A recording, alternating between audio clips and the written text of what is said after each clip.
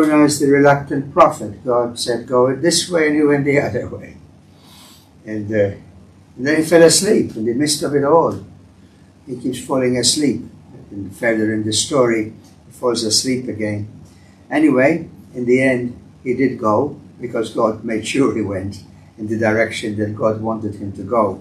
God wanted him to give a message to those people of Nineveh to convert. It's God's love that was sending him, and he was blocking God's love. The priest and the Levite, because they were too scared to get contaminated, did not help a man in real need. Sometimes we can get all caught up in ourselves and our stuff and forget what it's really all about.